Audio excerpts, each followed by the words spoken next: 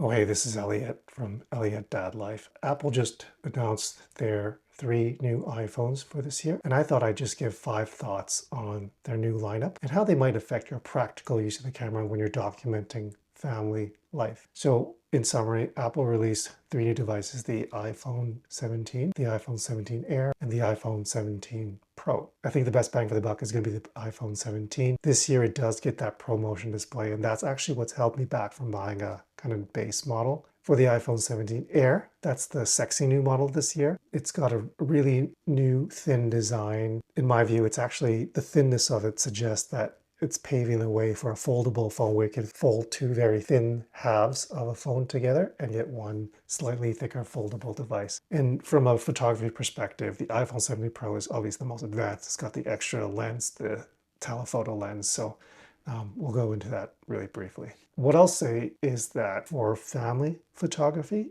any modern iPhone takes great photos, and any modern smartphone nowadays frankly does take pretty good photos. There's no real reason you have to upgrade to the 17 Pro unless you're due for an upgrade or you haven't upgraded in a couple of years. You're gonna have to make that decision yourself. But among the 3, I've got a couple thoughts that I'll share that may help you with your decision making. So number 1, there's a new selfie camera. It's what they're calling the 18mm center stage camera. And this year it's actually a square sensor, and that allows the camera to kind of auto detect whether to go in portrait mode or landscape mode, and it'll help out when you're taking a video selfie. Stabilization will kick in and it'll be a smoother shot. Obviously, Apple shows a lot of really fun young people going out taking pictures together, and certainly it's good for that. But as a dad with small kids, I will say that often when I'm on even like a Zoom call, kids like walking into the frame, they tend to want to crowd into the shot for whatever reason. And so I see it just being like a good kind of little moment where you don't even have to move the camera, and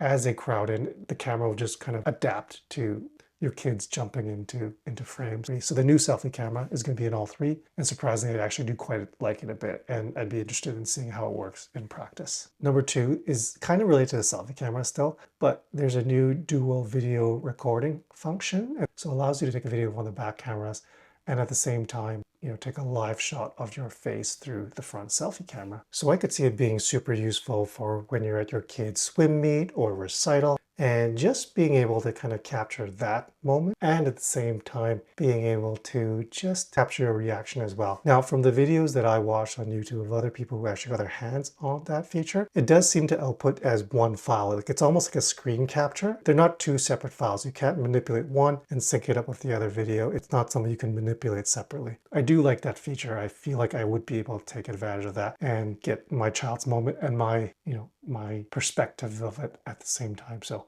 looking forward to trying that out in action. Number 3, I'd say the iPhone 17 Air is going to be a pass for me as someone with young kids. 5.6mm, that's great. That's super thin, super interesting, and I'm really excited to see next year maybe they will be a foldable phone, because I will say I've kind of salivated over the Samsung foldable phones in the past, but have never been able to go there just because our whole family is integrated into the Apple ecosystem. There's only one camera on the 17 Air, and frankly I just kind of remember the old days with the iPhone 6 Plus, for instance, when that first came out. I don't know if you guys remember Bendgate, but I would just see a potential problem here as well. No matter how much you can reinforce the frame of the phone, I guess I'm concerned about like a 40-pound kid dropping onto the device and just kind of bending it as well. So from a family perspective, I'm not as keen on that one. Number 4, it's a bit odd, the strap accessory. I'll say that out here in Canada, I don't see a lot of people using any kind of a strap to connect to their phone and kind of wear it on them. That doesn't seem like a thing that people do in Western culture. I will say that I have seen it quite a bit when I went to Asia. So for instance, in Hong Kong, I saw a lot of people kind of holding their phone that way. It was always ready. I don't see myself using that strap, but I will say that as photographers, a lot of us do use camera straps or wrist straps like lanyards. I can see Apple kind of trending more cases to have lanyard holes, and I do use wrist straps for my camera devices, especially when I'm worried about dropping them. So you'll have a tighter grip on your phone. Even if you're holding a baby or a small child or something like that, the wrist strap will kind of make sure it doesn't fall. Number 5, the iPhone 17 Pro is likely the one that I would go for. There's a 48 megapixel sensor on all 3 of the cameras. But the telephoto one is the one most interesting because that's the clear upgrade from the 16 Pro. The 16 Pro had a 5 times zoom, and this one has a 4 times zoom. You can zoom in digitally on that sensor to make it the equivalent of an 8 times zoom.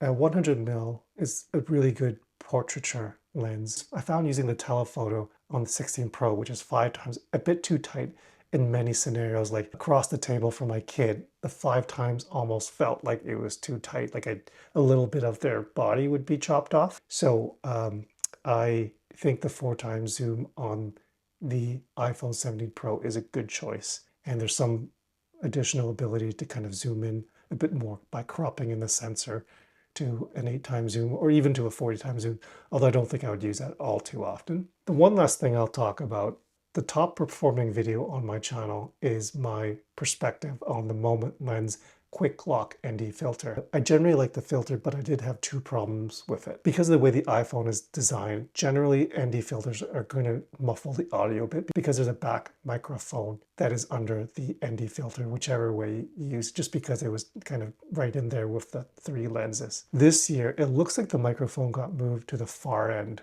of the device. And because of that, that means that the ND filter from the new QuickLock one, for instance, it'll have an opening for the flash, the sensor, and the microphone. So because they're not blocked anymore, I think the audio will actually be a lot better on the new QuickLock ND filters, but I don't have one with me to test. That's just my guess, but I'm hoping that's the case because I thought the QuickLock was actually a very good product, even though it wasn't the perfect product out there. It was pretty good for what it was, and I did use it quite a bit. Anyway, I do have the iPhone 16 Pro right now, so I don't feel I really have to upgrade to the 17 Pro. I did actually buy too small of a storage last year. I actually could go to a larger storage size this year and also just go for the larger screen as well this year. And I, of course, do like that 4 times telephoto, so I might end up going for a pre-order this year.